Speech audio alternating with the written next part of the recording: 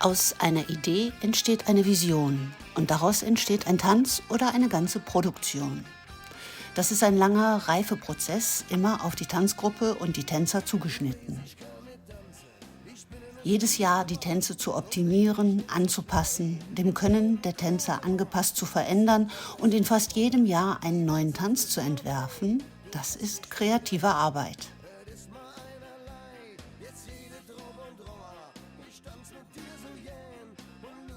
Im Training schon Schrittkombinationen zu entwerfen, neue Schritte und Hebungen zu lernen und vor allem seine Erfahrungen in Sachen Bühnenpräsenz weitergeben zu können.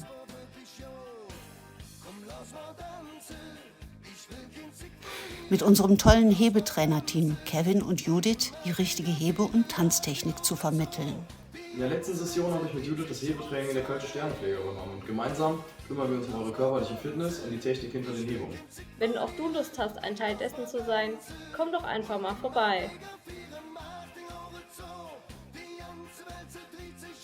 Das alles erwartet euch bei den Kölschen Stäneflegern. Tänzerische Erfahrung ist schön, aber nicht zwingend notwendig. Bei uns lernt ihr es ja. Aber Ehrgeiz und den unbedingten Willen, mit dem ganzen Team weiterzukommen, das müsst ihr mitbringen. Um den Rest kümmern wir uns.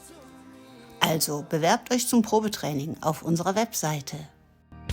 Komm, lass mal tanzen. Ich will kein Zick verlieren. Komm, lass mal tanzen.